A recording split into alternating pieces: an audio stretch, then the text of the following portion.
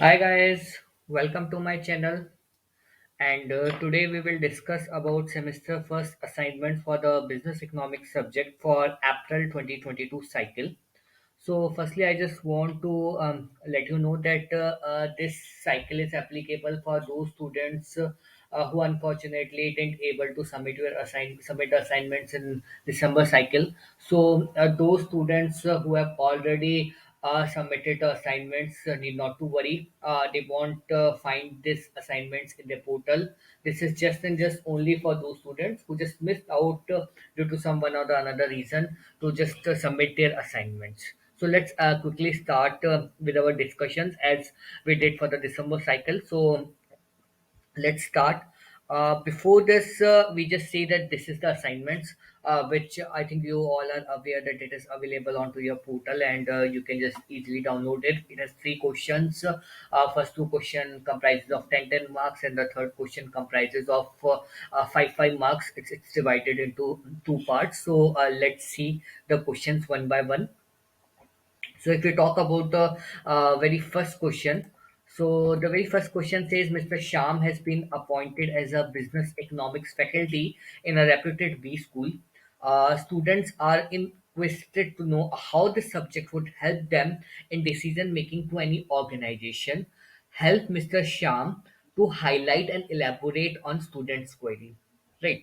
So, firstly, we see which pages you need to refer and what is the content. So, in terms of content, firstly, we just need to give a brief about economics and business economics. Then, second is mentioning the business economics in more details. The third one is information importance of business economics in decision making in an organization, and the last one is overall importance of business economics. The last point can be skipped if you are already covered the 1,000 words or means 800 something words. But yes, if you have scope to add more content, then definitely you can add this last point as well. So let's see what are the page references. So this is the book. So if you see the very first page, it's page number 6. It's 1.2, which is Introduction to Economics and Business Economics. Then page number 31. In 31, it's mentioned the point of 1.6, defining the business economics. So you just need to give a brief about what is business economics. Then going to page number 32. On page number 32, it's again economics and business economics. So it's a sort of, you can say, a comparison overall understanding of this. And the last one is page number 34, where we are just specifying the significance of business economics as a general term. So these are the 4 points which we are covering. Very straightforward question, but yes, you need to write it in your own words. Coming to the second question, so second question, it's given a hypothetical table and explain in brief the law of variable proportions. So this question comprises of two things. The very first thing is it's a numerical, and second one is you just need to brief about the law of variable proportion. So if you see the table, quantity is provided, total product is provided. You need to calculate the average product and the marginal product, right? So let's see what content you need to specify. So we just need to specify the law of variable proportions, the calculation of marginal and the average value, and fill in into the tabular format, and finally drawing the curve. So let's see which page numbers to be referred. So firstly, go to the page number 213, where it's 7.6.1, where it's law of diminishing returns, law of variable proportions. So it's a brief about that particular law, and after that, formula is being provided. If you see the table, so table is in the similar way which is provided in the question. So if you want to calculate the stuff, so calculation is very simple. If you want to calculate average, so average is basically total divided by quantity, like 10 divided by 1, 30 divided by 2, 48 divided by 3, 56 divided by 4, and so on. And similarly, if you want to calculate the marginal product, so marginal product is simply the difference of the total product values, like 2 minus 1, which is 30 minus 10, 48 minus 30, 56 minus 48, 56 minus 56, and so on. So if you see the similar thing, so similar thing is mentioned over here. So if you calculate the average, So average is calculated total product divided by number of workers. And if you are calculating the marginal product, so marginal product is the difference of the first and the second and the third value of the total product. Just make sure that the first value will be null. It's a blank, right? So this is the way how you can just solve this equation.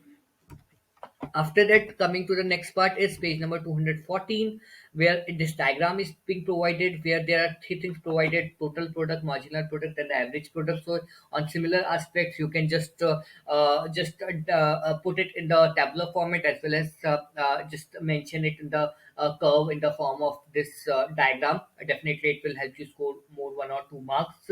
And you can simply calculate it, you can just simply draw it on the Word document.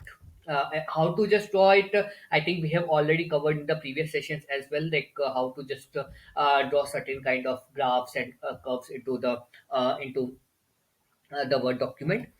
Coming to the third question, the third question has two parts, third A and the third B. So let's see about the third A part. So it's large scale production is considered the economical in the sense of per unit cost. Explain the statement by describing the different types of economics of scale.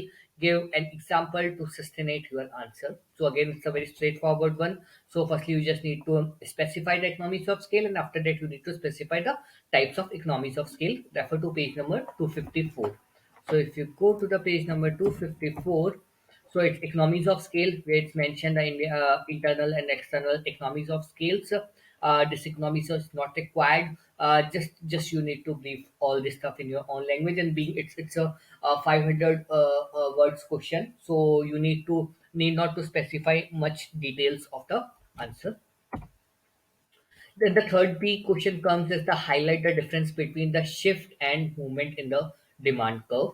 So if you see, then you need to go to the page number 61. So it's the shift and the movement along the demand curve. So first you need to provide the introduction, shift and movement.